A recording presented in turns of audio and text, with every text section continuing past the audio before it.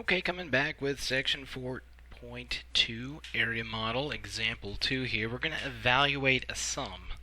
We see that the sum is I equals 1 to n of I plus 1 divided by n squared.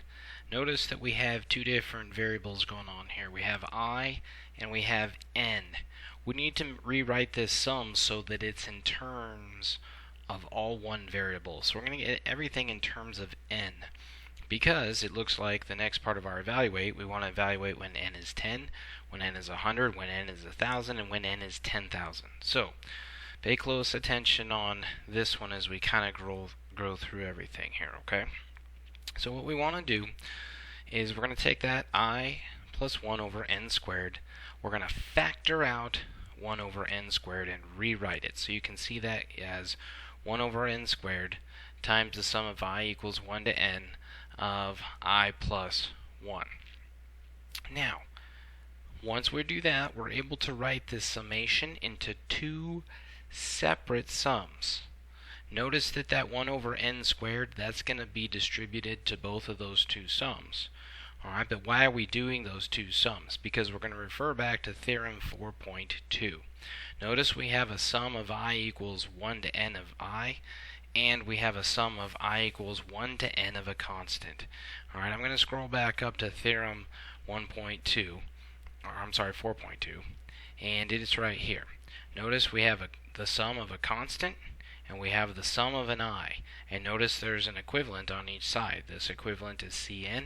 This equivalent here is n times n plus 1 over 2. So we're going to replace both of those individual sigmas with their n equivalents. Notice once we do that, the sigma goes away. So we are on 1 over n squared times the quantity of n times n plus 1 divided by 2 plus n. So we've replaced both sigmas with their n equivalents. The next piece is really just all algebra for you guys and being able to simplify everything down. So what I've done here is I've distributed the n through here, so we ended up with n squared plus n over 2 plus n, all times 1 over n squared. Okay, and then next step here, I multiplied through here so that we could get a common denominator. So I took that lone n over here on the right hand side and multiplied it by 2 over 2, so I could write everything over a common denominator. Okay, I'm going to do that so that I can distribute the n through and cancel some powers.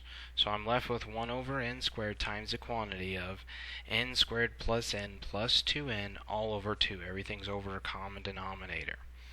Alright, so what's going to happen there when I do that, okay, when I distribute, alright, I can combine these two like terms here and we get n squared plus 3n over 2. When I distribute this 1 over n squared, notice I get n squared over 2n squared plus 3n over 2n squared. We have to be able to simplify. Well, n squared over n squared becomes 1, so that term on the left hand side becomes 1/2. On the right hand side we have n divided by n squared. Remember, when we divide we actually subtract the exponents, but since the denominator dominates as well, that simplifies to 1 over n. So we have 3/2 times 1 over n.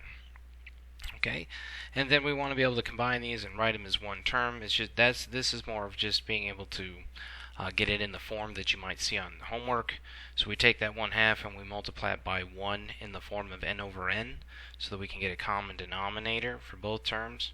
So we end up with n plus 3 over 2n. Alright, is our final answer. Now, this problem asks us to replace n with 10, 100, 1,000, and 10,000. So you're just going to take this simplified n plus 3 over 2n, and you're going to plug in 10, 100, 1,000, and 10,000, and you can kind of see here where I calculated the values. That's simple substitution. You guys shouldn't have any issues with that. What's the point of this though? Alright, we're going to get into some Riemann sums and some area models soon. The more iterations, so as we increase n, the more accurate our value is.